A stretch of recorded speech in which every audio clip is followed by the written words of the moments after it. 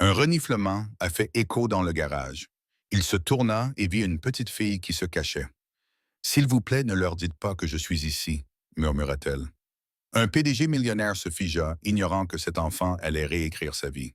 Le garage souterrain sous la Whitaker Tower était silencieux, trop silencieux pour un jeudi soir au centre-ville de Boulder. Le ronronnement des moteurs de luxe, le claquement des chaussures de ville cirées, même l'écho du rire d'un voiturier s'étaient depuis longtemps estompés dans les eaux de béton du bâtiment. Maintenant, seul le faible bruit d'une lumière à détecteur de mouvement restait, clignotant au-dessus d'une élégante Bentley noire alors qu'elle s'arrêtait dans le coin le plus éloigné. James Whitaker sortit lentement, ses chaussures italiennes claquant doucement sur le ciment poli. Il avait tout l'air du rôle. Un manteau bleu marine foncé, une cravate en soie juste assez desserrée pour montrer la fatigue mais pas la faiblesse. Une Rolex qui captait la lumière tamisée comme un miroir vers une vie passée. Dans une main, il tenait son téléphone. Dans l'autre, sa maillette, bien que ce soir-là, elle se sentait plus lourde que d'habitude. Il fit défiler ses notifications.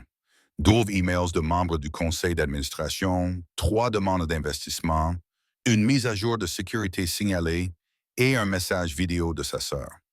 Ella a eu 7 ans aujourd'hui. Elle a demandé si l'oncle James venait. L'écran se figea sur la première image, un cupcake, les mains d'un enfant qui applaudissent. James appuya sur supprimer. Il se frotta les yeux et se dirigea vers l'ascenseur, les épaules carrées, mais fatigué. Le genre de fatigue qu'aucune quantité d'options d'achat d'actions ne pouvait réparer. Il était un homme qui avait bâti un empire à partir d'un murmure, mais quelque part en cours de route, le murmure s'était transformé en statique. Puis vint le son, doux, presque trop faible pour être perçu. Un pas, peut-être un frottement, puis un reniflement rapide et essoufflé. James s'arrêta net. Un frisson lui parcourut la nuque comme de l'eau glacée dans sa colonne vertébrale. Sa main se leva instinctivement à la base de son crâne, ses doigts pressant l'ancien point de stress. Cela faisait des années depuis l'Afghanistan, mais certains réflexes ne s'estompaient jamais. Il tourna lentement la tête, scannant les coins sombres du garage. Là, juste derrière le pilier de béton près de la sortie de secours, une forme, petite, immobile, il se déplaça prudemment, ses pas prudents et lents, le souffle serré dans sa poitrine.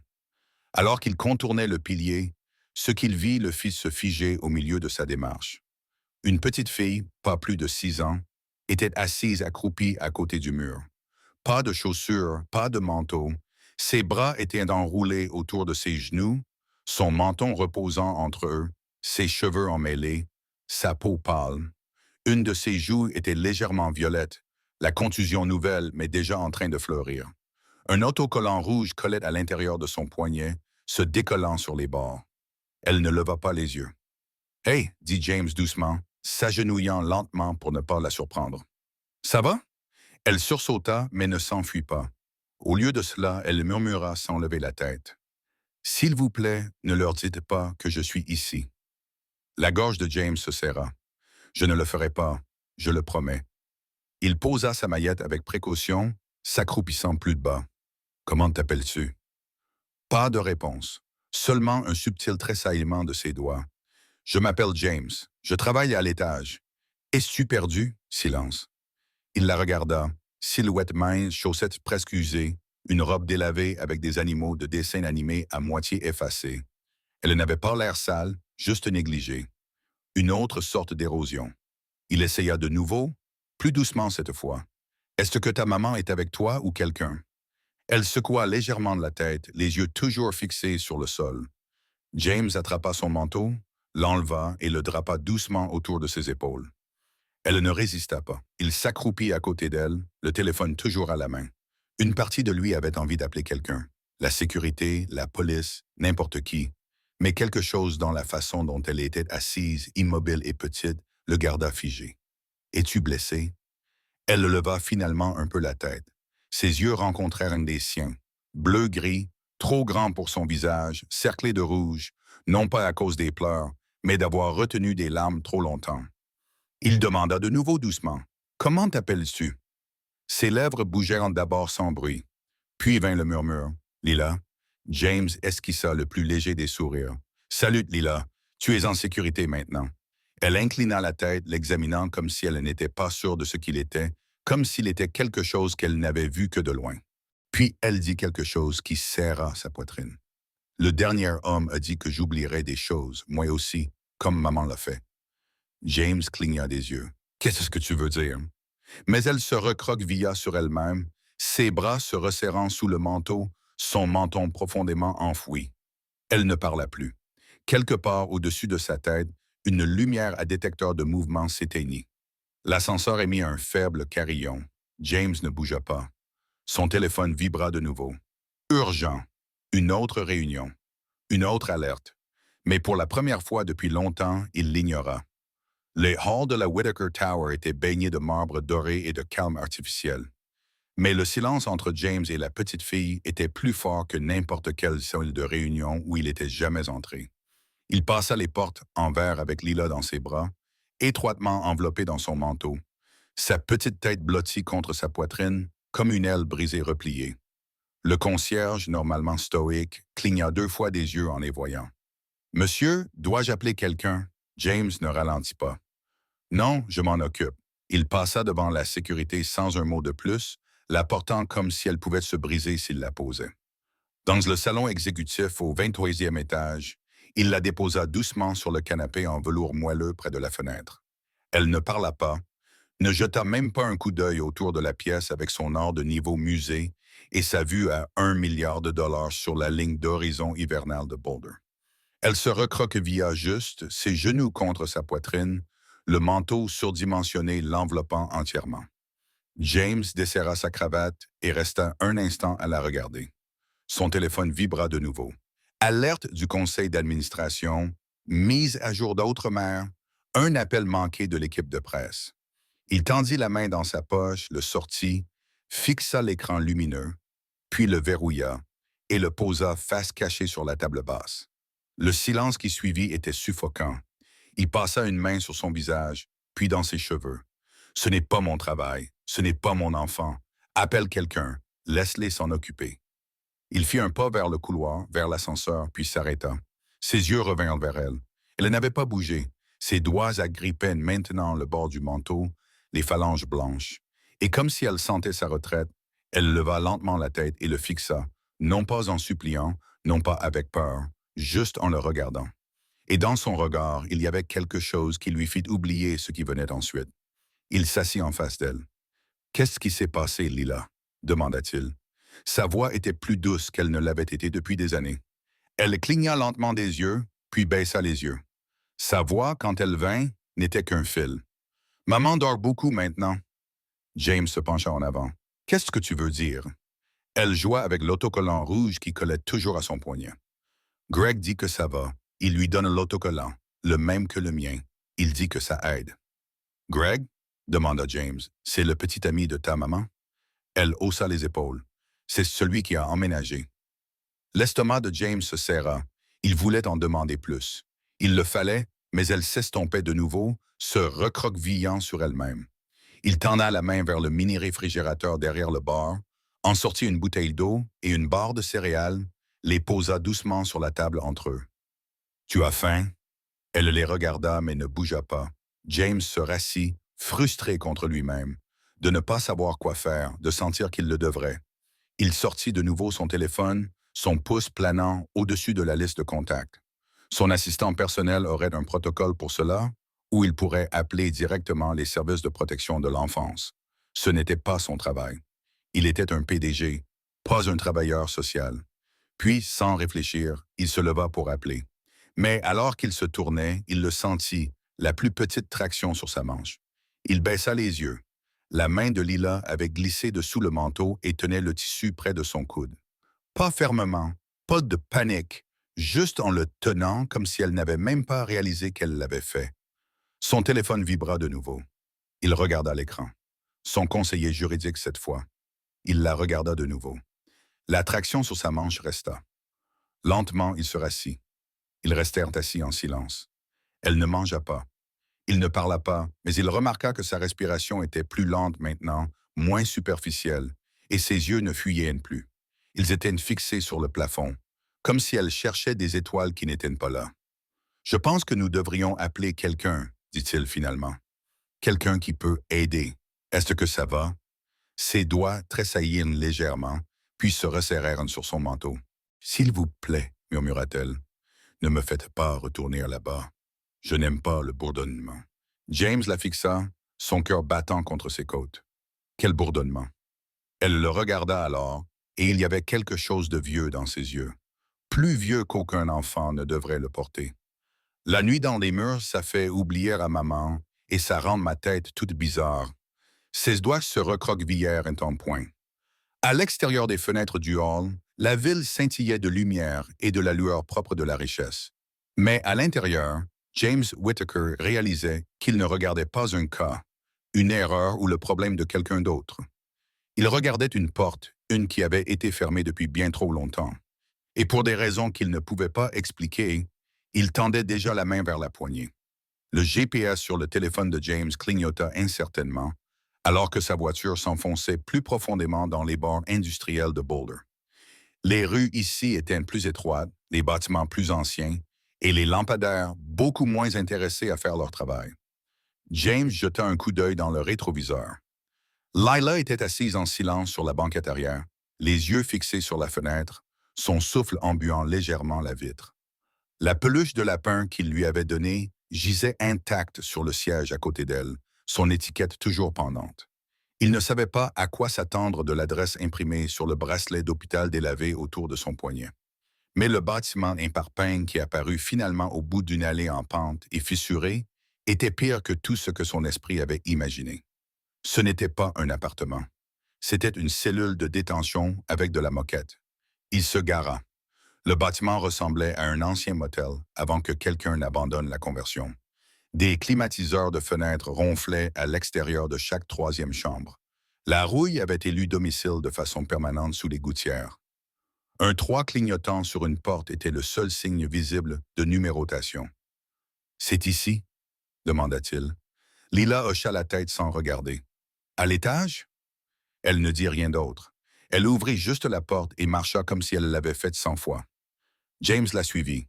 Chaque muscle de son corps se tendit pour l'inconnu.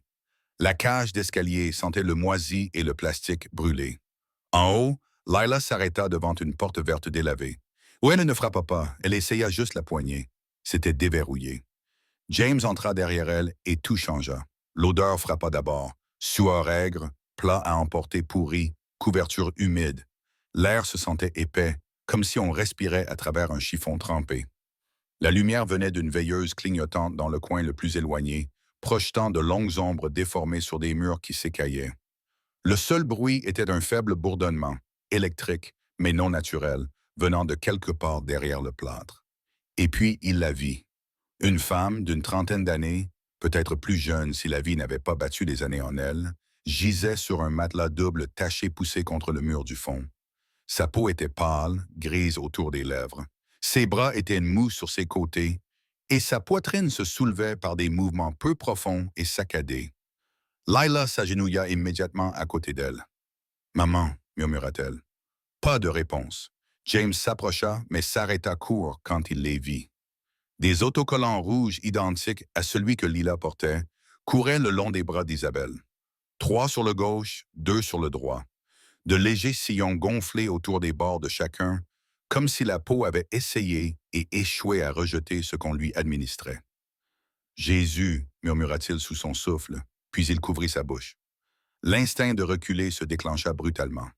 L'endroit était sale, l'air vicié.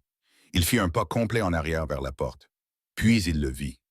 Un dessin au crayon scotché au réfrigérateur. Un cœur de travers à l'intérieur. Moi. Maman. Oscar le lapin, bonhomme allumette. Visage souriant. Rayon de soleil dessiné avec des gribouillis jaunes. Au milieu, une 4e figure avait été ajoutée puis effacée. Sa tête n'était plus qu'un fantôme de cercle, effacé jusqu'à ce que le papier s'amincisse parmi les bonhommes. Ce n'était pas seulement un endroit où Lila restait, c'était son monde. Il revint vers le lit. Les paupières d'Isabelle tressaillirent brièvement, puis redevinrent immobiles. Sa respiration resta faible, mais présente. « Est-ce qu'elle est... commença-t-il. Lila secoua la tête. « Elle dort beaucoup comme ça. Greg dit qu'elle est juste fatiguée à cause des patchs. » James s'accroupit à côté d'elle et pressa doucement 2 doigts sur le poignet d'Isabelle. Le pouls était à peine là. Sa peau était froide. Ses lèvres semblaient être assez sèches pour se fissurer. Il se leva et regarda autour de la pièce. Poche de bouteille d'eau, pas de médicaments, pas de nourriture. Le micro-ondes clignotait 12 iOS dans le coin, couvert de poussière. Sur le comptoir, un sac non ouvert d'un fast-food datant d'il y a 4 jours. Un sac de course en plastique gisait affalé à côté. James s'approcha et jeta un coup d'œil à l'intérieur. NBX-42, usage d'essai expérimental seulement, non destiné à la distribution. 5 autres patchs rouges, scellés sous vide, cliniques, marqués d'un numéro de série et d'initiales. Je suis. Son estomac se tordit. Il sortit son téléphone et composa le 911, marchant vers la porte pendant qu'il parlait au standard. Calme, clair, efficace, sa voix était du même ton qu'il utilisait dans les salles de réunion hostiles. Quand l'ambulance arriva 15 minutes plus tard, les ambulanciers semblaient stupéfaits. Elle est gravement déshydratée. Sa tension artérielle chute dangereusement bas. A-t-elle pris quelque chose d'inhabituel? James leur tendit le sac. Un ambulancier regarda l'étiquette et marmonna. Jamais vu ça en dehors des laboratoires d'essai. Où diable a-t-elle obtenu ça? J'espérais que vous pourriez me le dire, répondit James platement. Alors qu'il chargeait Isabelle dans l'ambulance, Lila se tourna vers James, les yeux remplis de panique. Ils ne vont pas m'emmener aussi, n'est-ce que pas? Il s'accroupit à côté d'elle. Personne ne t'emmène nulle part. Mais ils le font toujours. Pas cette fois. Elle hésita puis tendit de la main et prit la sienne, et elle ne la lâcha pas. James ne monta pas dans l'ambulance. Il conduisit derrière eux, les mains serrées sur le volant, son esprit en spirale, non pas avec peur, mais avec fureur. Quelqu'un avait fait ça. Quelqu'un avait donné un médicament non destiné à l'usage humain à une femme et son enfant. Quelqu'un l'avait enterré assez profondément pour qu'il n'arrive jamais à l'examen réglementaire, et ce quelqu'un l'avait fait sous le nom de son entreprise. L'aile privée de l'hôpital St. Albans sentait la eucalyptus et l'argent discret. Les portes en verre dépolies s'ouvrirent sans bruit alors que James Whittaker entrait, son manteau encore saupoudré de neige de la rue. Isabelle Monroe avait été transférée sous le pseudonyme de Catherine Wells, un nom tiré d'une fondation dormante que James avait discrètement dissoute il y a des années. Le médecin d'admission avait jeté un coup d'œil à la donation de niveau exécutif estampillée sur l'ordre de transfert et avait cessé de poser des questions. Maintenant, elle gisait inconsciente dans une suite privée avec un éclairage doux et beige et une infirmière à plein temps assise juste à l'extérieur. Des machines clignotaient régulièrement à son chevet. Ses signes vitaux étaient stables, mais les médecins restaient prudents. Son exposition aux composés dans les patchs avait déclenché une cascade d'inflammations neurologiques qu'il ne pouvait pas entièrement expliquer. Ses bras étaient bandés, et sous la gaze, ses cercles rouges murmuraient encore une histoire que personne n'était prêt à dire à haute voix. James resta longtemps devant la vitre, regardant sa poitrine se soulever et s'abaisser. Le fait que quelqu'un, n'importe qui, ait permis que cela se produise sous le nom de son entreprise, fit serrer son estomac dans un nœud qu'il n'avait pas ressenti depuis ses débuts en R&D pharmaceutique. Ce furent les années où il croyait encore à sauver les gens. Il se détourna, passant une main sur son visage alors qu'il redescendait le couloir vers la pièce adjacente. La chambre 498 avait été nettoyée et adoucie. De nouveaux draps, un éclairage chaleureux, un fauteuil d'angle assez grand pour dormir. Lila était assise au milieu du lit, les jambes croisées, les yeux vides. Le personnel de l'hôpital lui avait donné du jus et un dessin animé sur la tablette, mais elle n'avait touché ni l'un ni l'autre. James entra lentement, portant un petit sac en papier dans une main. « Je t'ai apporté quelque chose, dit-il, la voix basse. Elle ne leva pas les yeux. Il posa le sac sur le lit à côté d'elle et en sortit un lapin en peluche, gris clair avec des oreilles douces et des yeux coussus. Pas n'importe quel lapin. C'était Oscar, une réplique parfaite de celui de la lune qui avait perdu sa lumière. Le livre qu'il avait lu à sa défunte sœur quand ils étaient enfants, quand la vie avait encore un sens. Les yeux de Lila se tournèrent vers lui. Psiouane, Nidenutem, tape vers lui puis s'éloignèrent. Elle ne bougea pas. James s'assit à côté d'elle, pas trop près. Il posa doucement le lapin sur ses genoux. « Il est bon avec les secrets, dit-il. C'est ce que dit le livre. Il les garde dans ses pattes pour que tu n'aies pas à les porter. » Toujours, elle ne parla pas. Il se leva pour partir, s'arrêtant à la porte. Je serai dehors. Je ne vais nulle part. Plus tard cette nuit-là, James s'assit sur le canapé à l'extérieur de sa chambre, sa cravate desserrée, faisant défiler les archives d'essais enterrées de Texas. À chaque page qu'il ouvrait, sa rage s'épaississait. Les patchs NBX42 avaient été abandonnés après que les premiers tests aient déclenché de graves réactions neurologiques chez les mineurs, des hallucinations, une distorsion de la mémoire, de la dissociation. La FDA l'avait arrêté avant qu'il n'atteigne le marché. Il était censé être mort, mais quelqu'un l'avait déterré de nouveau. Il vérifia l'heure. 1h32 du matin. Au moment où il se leva pour s'étirer, une infirmière passa et fit un signe de tête vers la porte de Lila. « Elle dort », murmura-t-elle. La première fois de la journée, James se dirigea vers la porte et regarda à travers la fenêtre étroite. Lila était recroquevillée sur le côté, le lapin blotti sous son menton, le livre qu'il avait laissé ouvert à côté d'elle. Il expira lentement, quelque chose se relâchant dans sa poitrine. Le lendemain matin, il revint tôt avec du café dans une main et sa maillette dans l'autre. Il s'arrêta quand il vit un minuscule objet posé soigneusement sur le dessus du sac en cuir. Un seul bonbon au caramel non emballé. Il était là comme une offrande sacrée, silencieux, délibéré et indubitablement le sien. James le ramassa avec précaution, sa gorge se serra. Il n'en avait pas vu d'autre dans ses poches. C'était probablement le seul qu'elle avait, un trésor d'enfant, et elle le lui avait donné. Il ne savait pas quoi faire avec ce genre de confiance. Quelques heures plus tard, il s'assit dans un café tranquille juste à l'extérieur de la ville avec le Dr. Sienna Lee. Elle était plus vive qu'il ne se souvenait. Il l'avait vue une fois il y a des années, quand elle avait fait une présentation sur les frontières éthiques et les neurocomposés. À l'époque, elle avait été écartée comme idéaliste. Maintenant, elle avait l'air plus usée, plus âgée que ses 36 ans, mais non moins lucide. Elle examina les patchs en silence. Ses doigts tremblaient alors qu'elle retournait l'emballage. « Ce n'est pas la même formulation », murmura-t-elle. « Ils l'ont changé, renforcé ou peut-être affiné. » James se pencha en avant. « Est-ce légal? » Sienna rit doucement sans humour. « Seulement si vous pensez que l'utilisation d'enfants comme banc d'essai pour des composés non approuvés est légale. Savez-vous qui l'aurait relancé? » Gregory Knox, dit-elle immédiatement. Il était obsédé par cette formule. Il disait que c'était l'avenir du conditionnement de la mémoire. Je l'ai signalé. Ils l'ont enterré. J'ai démissionné la semaine suivante. James serra la mâchoire. Il est de retour. La petite fille, Lila, dit qu'elle entend des bourdonnements quand c'est allumé. Sa mère est dans le coma. Et j'ai trouvé ça dans leur appartement. Il lui montra le même rapport d'essai NBX qu'elle avait une fois signalé. Elle avait l'air d'avoir vu un fantôme. Ils n'ont jamais détruit le lot. Non, dit James d'un ton sombre. Ils l'ont reconditionné. Sienna fixa la fenêtre, sa voix basse. Si elle a été exposée à long terme, elle pourrait avoir des adaptations neurologiques résiduelles. Vous devez la surveiller de près. Si ça s'aggrave, si elle commence à perdre du temps, faites-la scanner immédiatement. James hocha la tête. Alors qu'il retournait à l'hôpital ce soir-là, son téléphone vibra. Un email anonyme. Pas de sujet, pas de signature. Tu n'es pas censé enquêter sur le NBX. Laisse tomber ou elle disparaîtra aussi. James lut le message 2 fois, puis le supprima sans hésitation.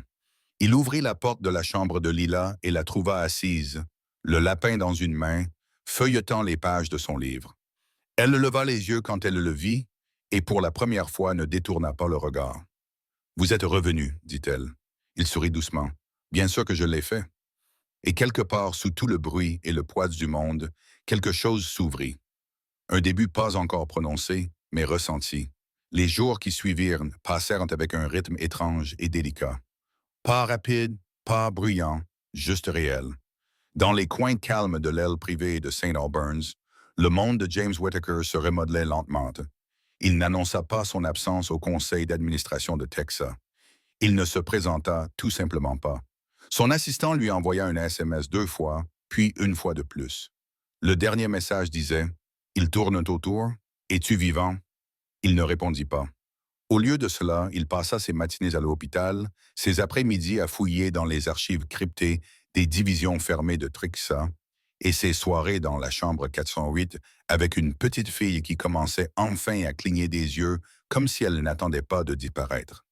Lila ne disait toujours pas grand-chose, mais son silence avait changé. Il n'était plus gardé, il était réfléchi. Elle le regardait, le mesurait, de la façon dont on le fait avec quelqu'un à qui on décide de donner son cœur ou non. Un après-midi, James lui apporta un petit pot de mélange de cacao et de minuscules guimauves à la vanille. Il ne demanda pas la permission. Il les posa simplement sur la table à côté d'elle et brancha la bouilloire que l'infirmière avait introduite en douce. Elle loucha sur le pot. « C'est chaud? Ça le sera. » Il remua le mélange lentement, méthodiquement, versant le cacao fumant dans un gobelet en papier imprimé d'étoiles dansantes. « Ce n'est pas une machine, dit-il. C'est le genre que vous faites quand vous vous en souciez. » Lila le prit à deux mains, sirotant avec prudence. Puis de nouveau, puis un murmure. « C'est bon. » James sourit. C'était la première chose qu'elle avait dite de la journée. Cette nuit-là, alors qu'elle s'endormait, elle tendit la main et glissa Oscar le lapin sous ses bras croisés alors qu'il était assis à côté de son lit. « Pour que vous n'oubliez pas, murmura-t-elle. Il ne l'a pas bougé. » Dans sa suite au bout du couloir, James était assis au bord du lit d'invité, les lumières de l'hôpital tamisées. Sur la table à côté de lui, un emballage de bonbons froissés gisait à côté de sa tablette et de la dernière note interne de Texa. Il n'avait pas ouvert la note. Il avait cependant regardé cet emballage une douzaine de fois. Sur son écran, un dossier sécurisé clignota.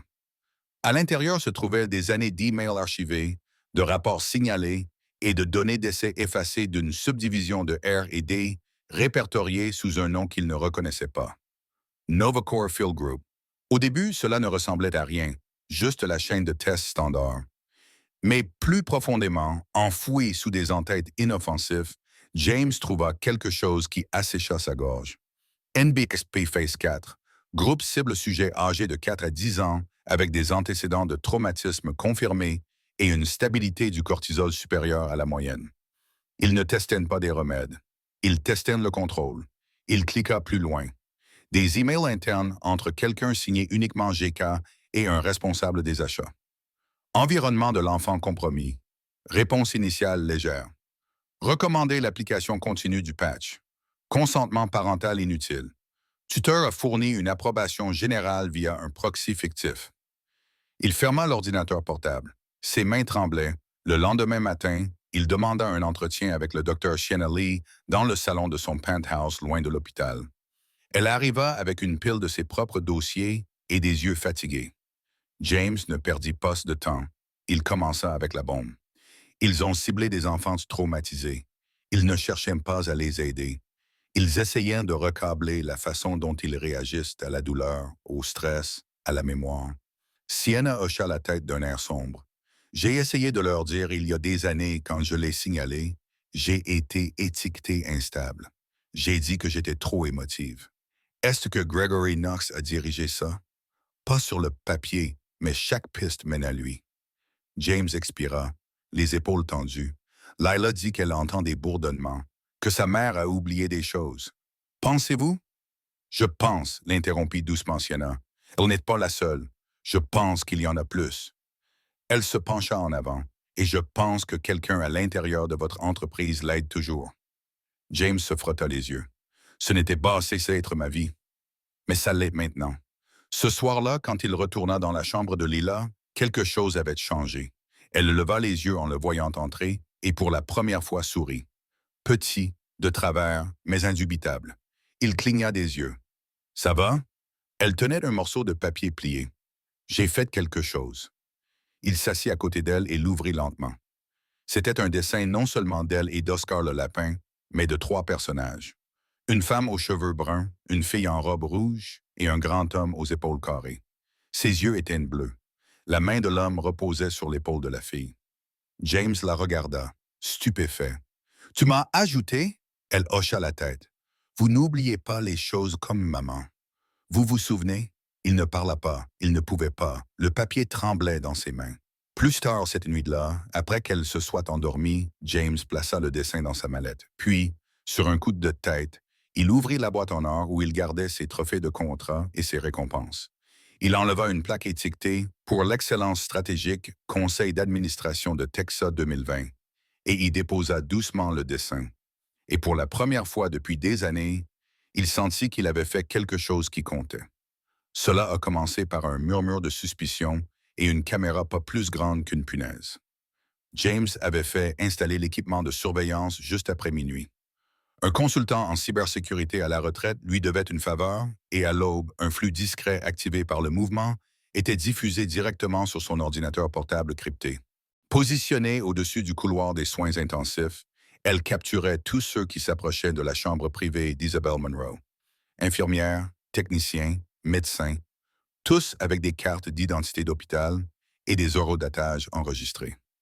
Sauf un, à 3h42 du matin, un homme en blouse de chirurgien turquoise et un masque chirurgical entra de façon déterminée dans le cadre. Il se déplaçait avec précision, contournant l'armoire à médicaments verrouillée sur le mur avec un glissement de carte-clé. Pourtant, il n'y avait aucune trace de son numéro de badge dans les dossiers de l'hôpital. Quand il tendit la main vers la poignée de la porte de la chambre d'Isabelle, la caméra captura juste assez de son visage sous le masque. James figea l'image. Même sous le bonnet chirurgical, la structure osseuse était indubitable. Mâchoire serrée, yeux calculateurs, l'homme qui avait disparu du radar de Trixa il y a 2 ans après un audit interne discret. Gregory Knox. Et ce n'était pas seulement l'accès.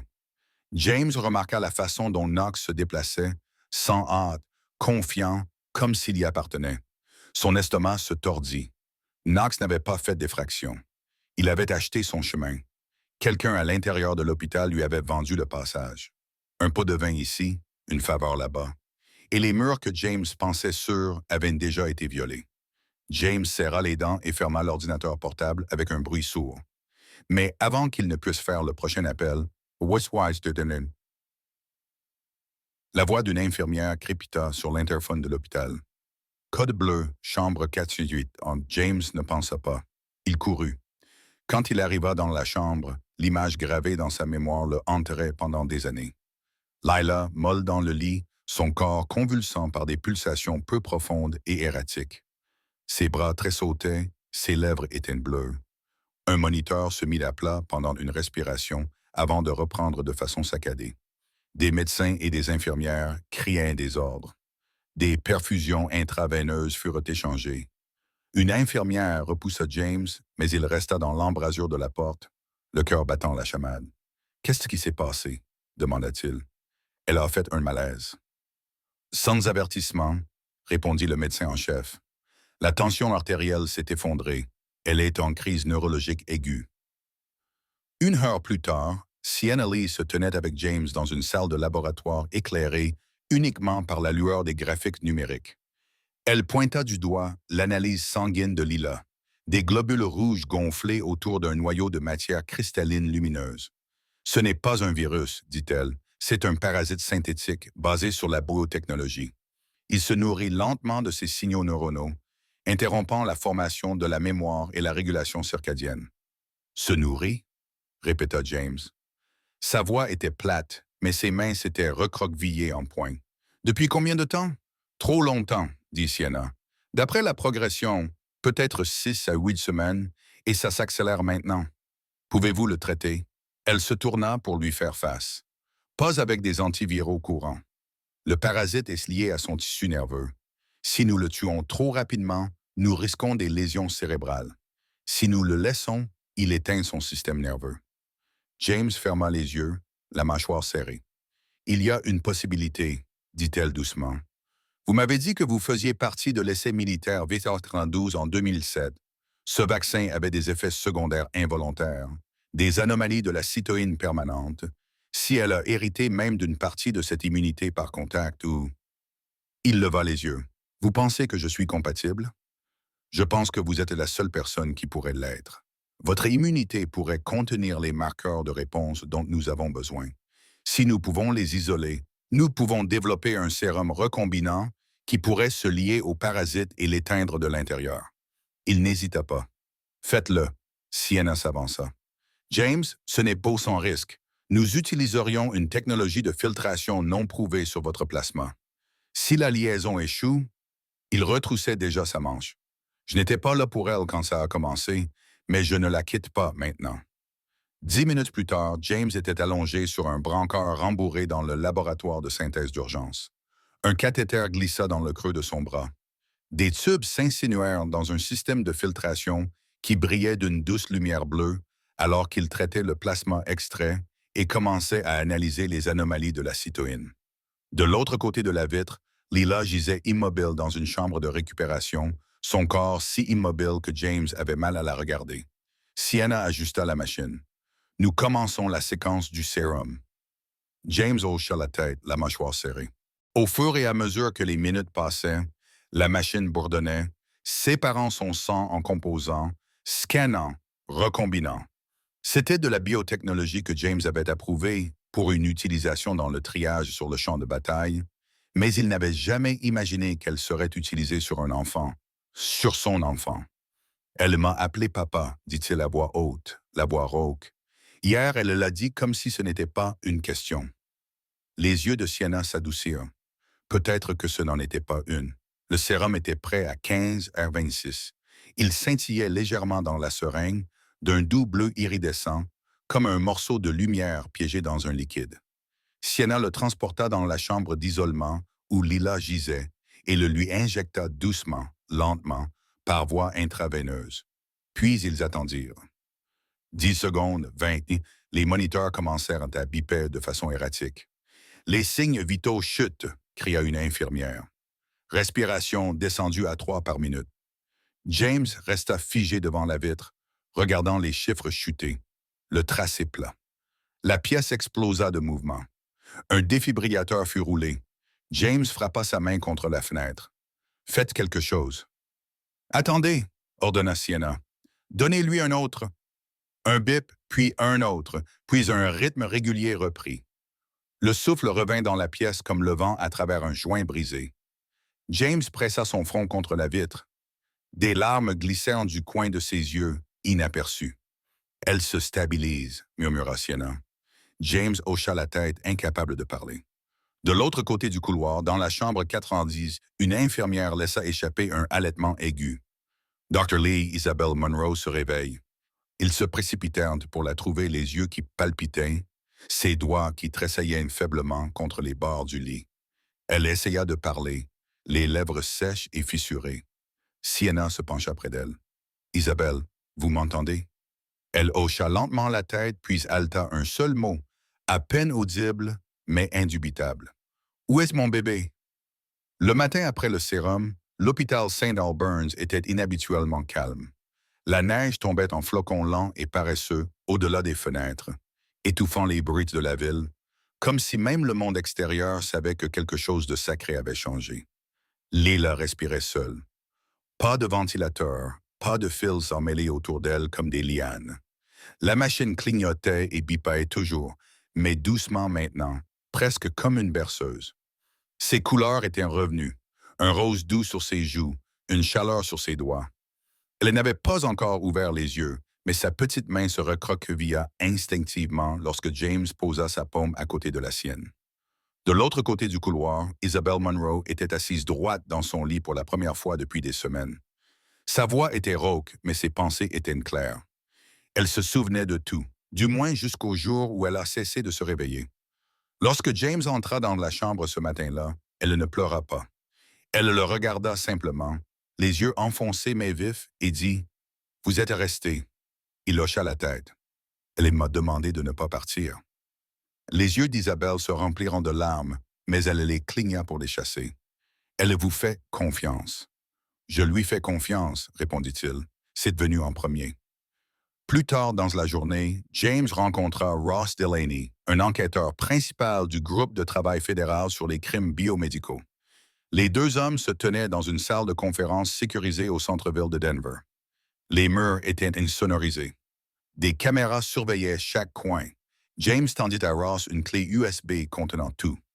La vidéo de surveillance de Gregory Knox, les résultats de laboratoire du sang de Lila, l'emballage scanné des patchs NBX42 modifiés et même les emails internes récupérés des divisions supposément dormantes de Texas. Ross feuilleta le contenu en silence. Quand il leva les yeux, sa mâchoire était serrée. « Nous surveillons les essais fantômes liés à l'hélix depuis un certain temps, dit-il. Mais ceci, Cela le confirme. Nous allons pourchasser Knox et tous ceux qui le protègent. James se pencha en avant. Vous n'allez pas simplement enterrer ça. Nous n'enterrerons rien du tout, répondit Ross. Il opérait à partir d'une clinique dans le Wyoming. Nous allons la perquisitionner ce soir. Quand James revint à l'hôpital ce soir-là, il s'arrêta à la chapelle au rez-de-chaussée. Elle était vide, juste quelques bancs en bois, un vitrail et le doux bourdonnement de l'air pulsé à travers des conduites poussiéreux. Il ne s'agenouilla pas. Il ne joignit pas les mains, mais il murmura « Merci de ne pas m'avoir laissé arriver trop tard. » Le lendemain matin, Lila ouvrit les yeux. Elle était groggy, confuse, mais son premier mot fut « Oscar !» James lui tendit le lapin, sa fourrure douce maintenant légèrement usée. Elle le serra contre sa poitrine et esquissa un petit sourire. « Salut, petit rayon de soleil, dit-il. Tu nous as fait un peu peur. Vous n'êtes pas parti, murmura-t-elle. Jamais. Les jours qui suivirent, Isabelle retrouva progressivement sa force. Les médecins dirent que c'était rien de moins qu'un miracle, mais James savait mieux. Ce n'était pas un miracle, c'était un combat, et ils n'avaient pas encore fini de se battre. Il rencontra un avocat dans son bureau du centre-ville, une petite pièce lambrissée de bois nichée dans un coin d'un bâtiment qu'il avait acheté autrefois, mais dans lequel il entrait rarement. L'homme en face de lui était bien rasé, dans la cinquantaine, et parlait comme s'il avait lu chaque loi 3 fois avant le petit déjeuner. « Nous commencerons la pétition de tutelle en vertu de la clause d'urgence, dit l'avocat. Compte tenu du soutien d'Isabelle et de l'état de Lila, elle ne devrait pas rencontrer de résistance. » James hésita. « Je n'essaie pas de la prendre à sa mère. »« Vous ne le ferez pas, » répondit l'avocat. « Il s'agit d'un partenariat, d'une protection. Vous partagerez la garde jusqu'à ce qu'Isabelle soit pleinement capable. » James hocha la tête lentement. « Faisons-le. » Une semaine plus tard, les trois quittèrent l'hôpital ensemble. Le vent était plus doux ce matin-là. La neige avait fondu en gadoue le long des trottoirs, et la lumière du soleil scintillait sur le pare-brise de la voiture de James. Il ne les ramena pas au penthouse. Au lieu de cela, il conduisit vers le sud jusqu'à Santa Rosa Beach, en Floride, jusqu'à une maison côtière qu'il n'avait pas utilisée depuis des années. Elle avait de grandes fenêtres, des murs couleur sable et une véranda arrière qui s'ouvrait directement sur le rivage. Il l'avait fait nettoyer et approvisionner avant qu'il n'arrive.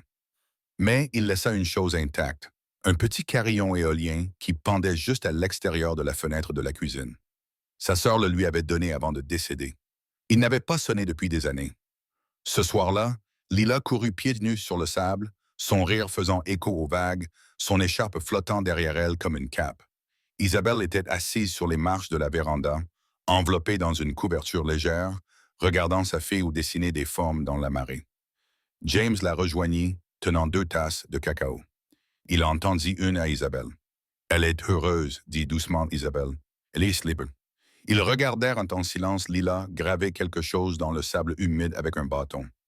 Quand James loucha, il le vit, un cœur dessiné largement, et à l'intérieur 3 noms. Maman, moi, papa. Sa gorge se noua. Elle a demandé si nous pouvions rester, dit Isabelle. Je lui ai dit, ça ne dépend pas de moi. James se tourna vers elle. Ça dépend de moi maintenant. Quelques minutes plus tard, Ross appela.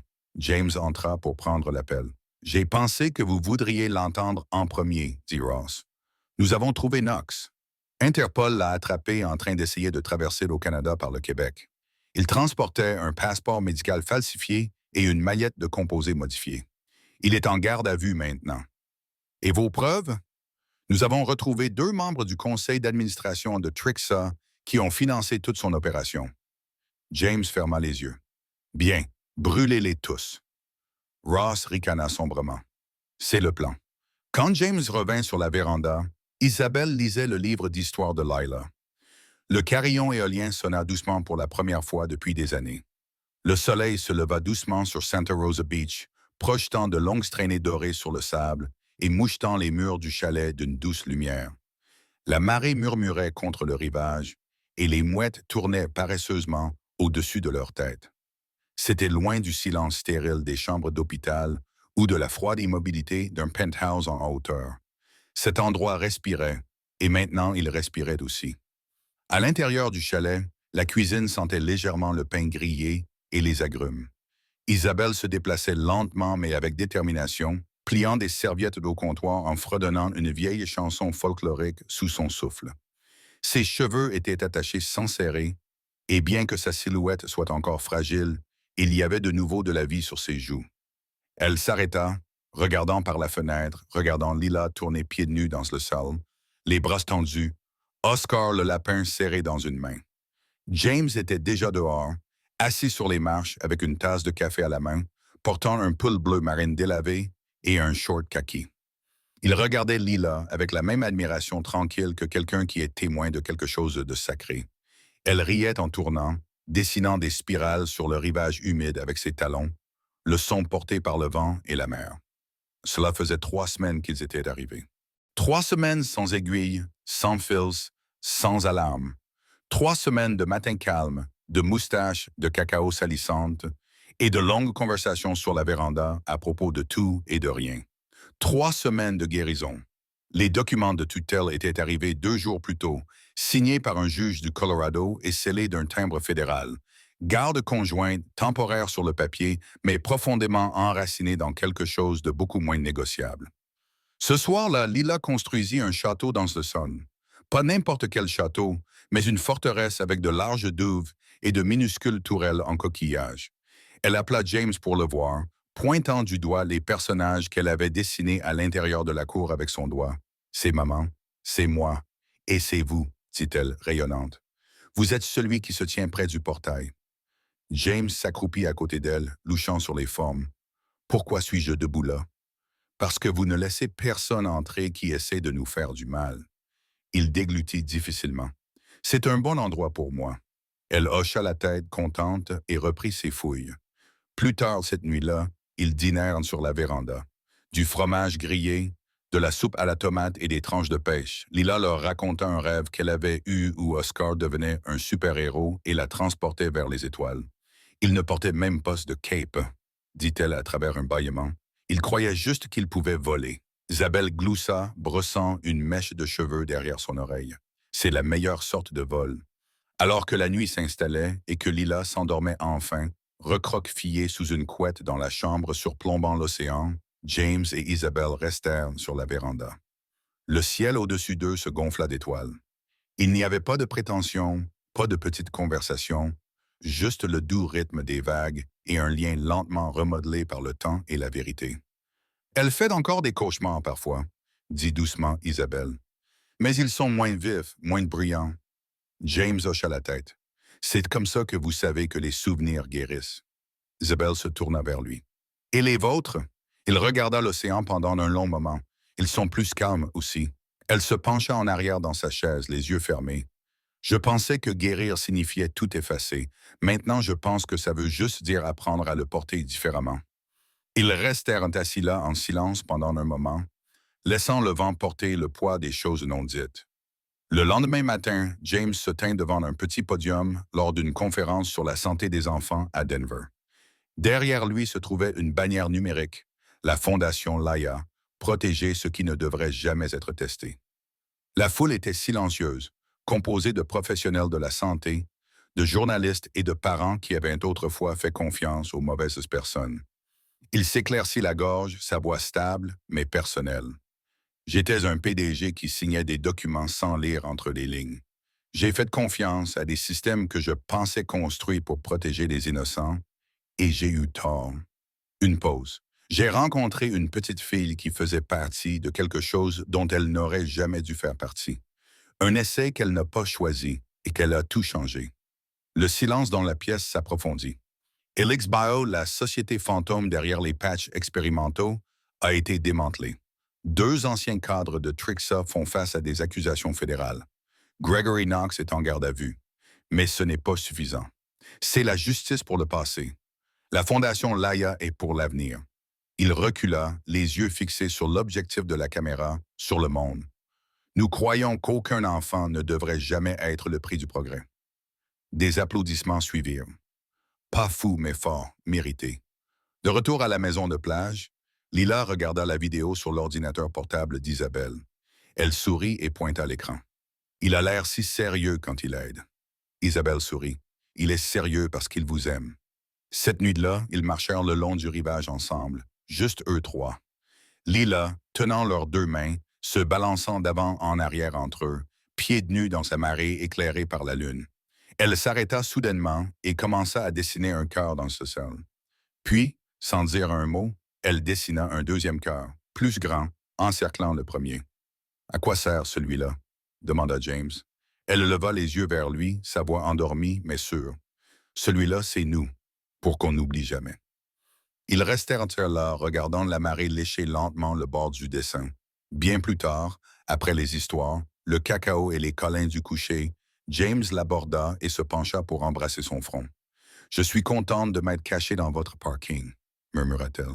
Sa voix se brisa, mais il sourit. « Moi aussi, ma chérie. Tu m'as trouvé avant même que je sache que j'étais perdu. » Et à l'extérieur de la fenêtre, l'océan continuait de respirer, régulièrement, vaste et plein de commencements. Si cette histoire a remué quelque chose dans votre cœur, si elle vous a rappelé que l'amour vient souvent envelopper dans les moments les plus inattendus, alors nous vous invitons à rester. Merci d'avoir regardé et nous vous verrons dans la prochaine.